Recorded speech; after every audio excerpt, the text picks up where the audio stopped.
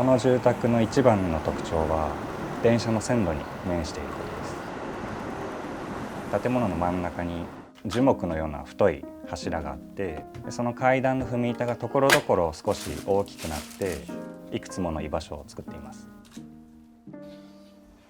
木の中で小鳥が木の葉から木の葉へ飛び移るように、好きな居場所を見つけて暮らす、そういうことを考えました。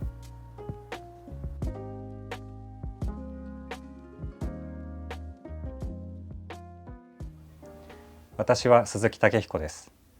東京で鈴木武彦設計事務所の代表をしています。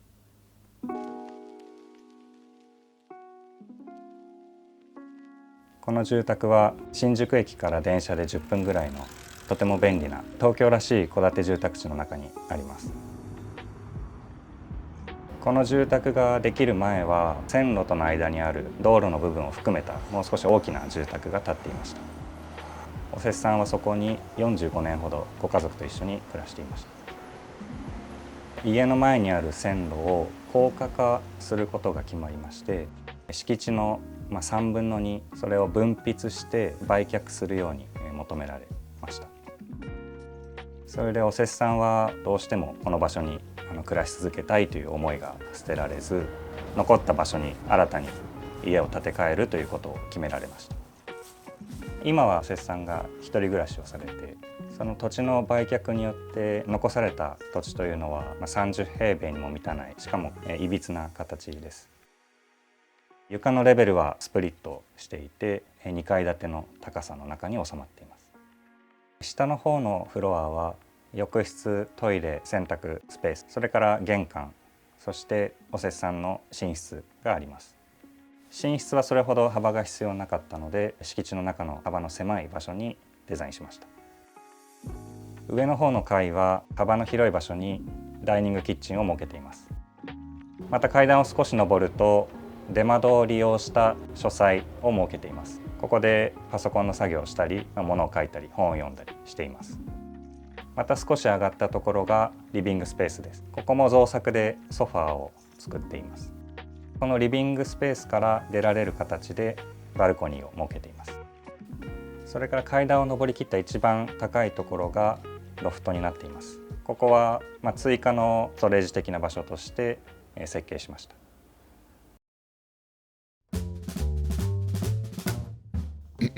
What does a magazine look like when you jam it full of intoxicating Greekness, dreamlike logic, Campeggio's convertible creations, roboty sculptures, Jaime Hayon's contagious creative compulsions, intimate home portraits from Japan, and Enzo Mari-inspired creatures? Well, it looks like this, and this, and this, and this. And it includes sexy as hell small apartments from Amsterdam, Athens, and Milan too, as well as a spectacular archive of stickers and labels telling stories of design histories. And it also features the 100% definitive and scientifically proven principles of timeless design. Disclaimer, not 100% definitive or scientifically proven. Wait, there's more. There is a salami factory turned art museum, and there are very unkitcheny kitchens, laundries, legacies, mythology, and some seriously hot pots. Oh my. Subscribe now to get yours with free worldwide shipping.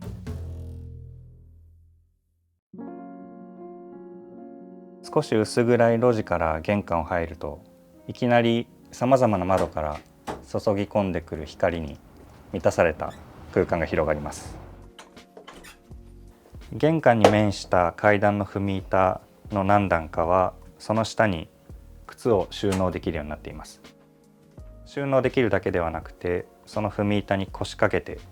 靴を履いたり靴をしまったり、そういう動作ができるように考えました。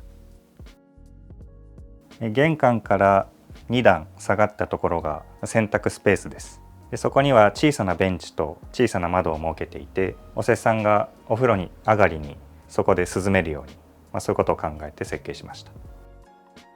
水回りの家具はバーチ合板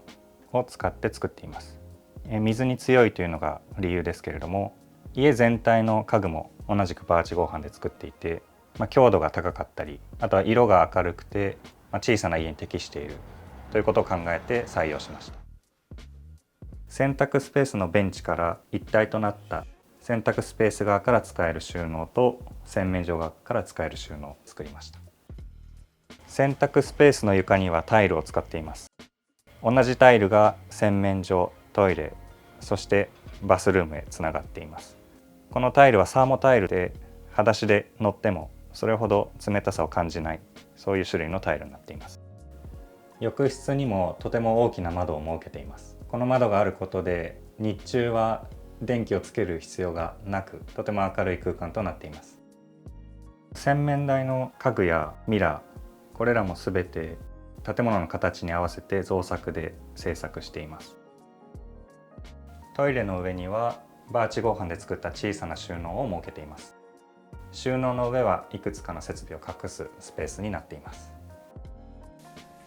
おせっさんがお風呂の時間を大切にしたいということで、広いスペースを取り、浴槽もこのサイズの住宅にしては大きなものを作っています。玄関から数段上がったところが寝室となっています。厚めのカーテンで階段と仕切れるように考えました。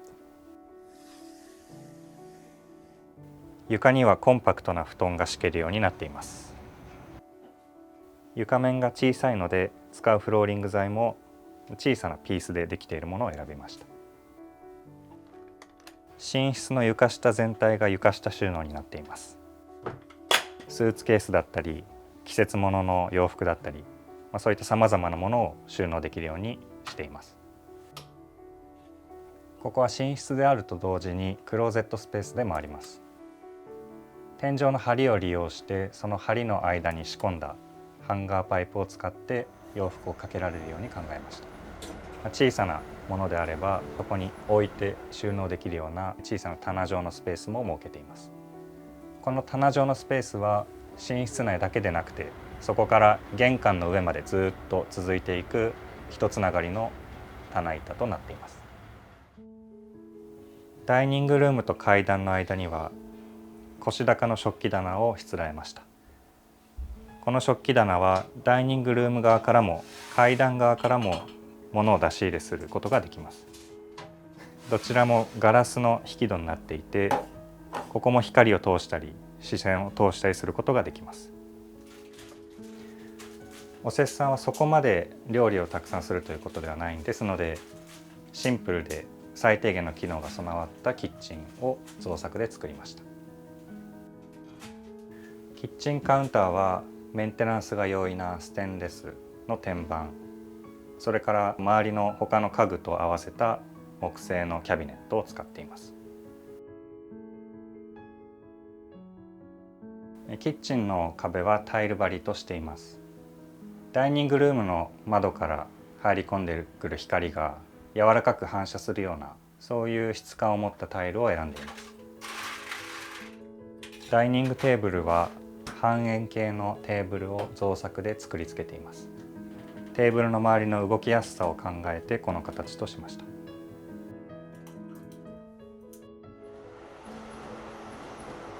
この大きな窓からは常に電車の様子が見えますし、天気の良い日は遠くに富士山も眺めることができます。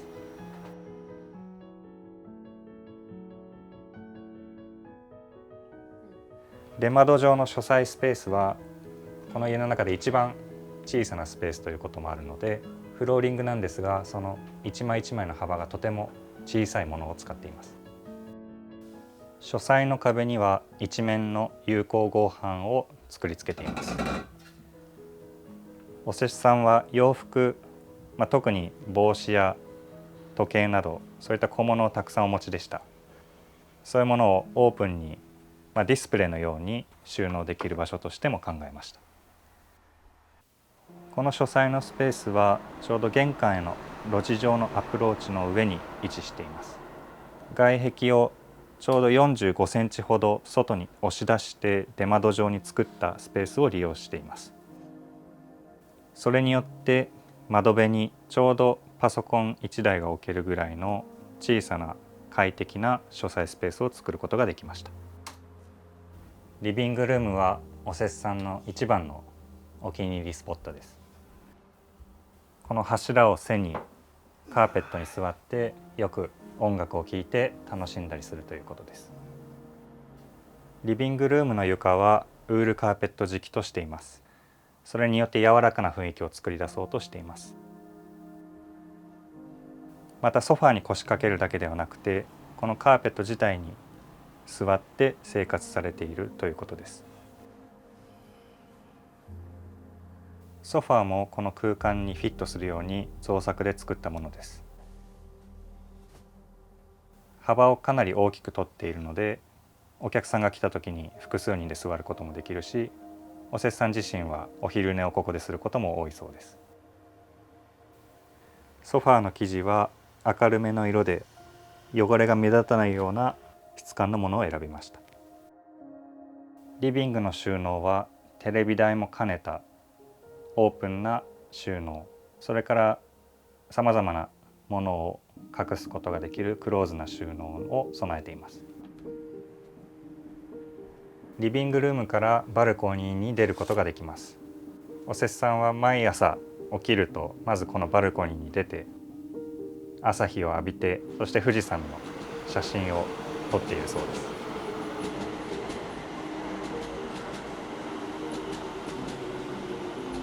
バルコニーは洗濯物を干す場所でもあります。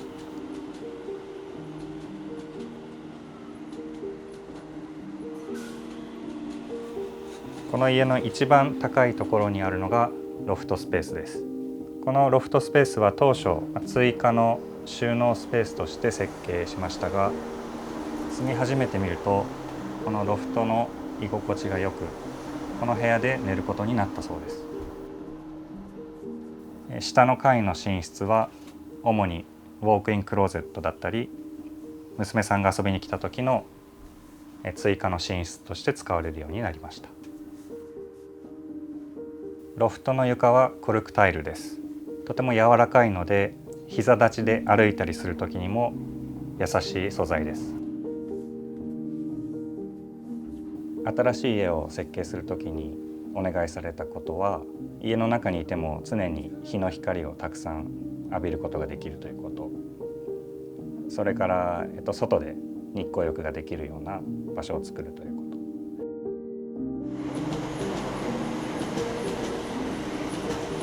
家が小さくなるっていうこ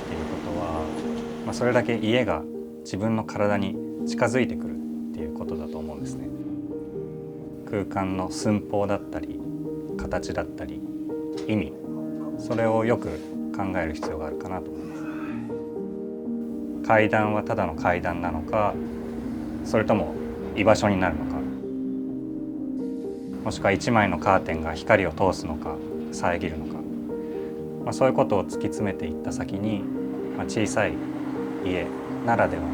住むことの楽しさみたいなものが作れるといいかなと考えています。Sign up to our newsletter for subscriber-only content and exclusive offers. Visit nevertoosmall.com/subscribe.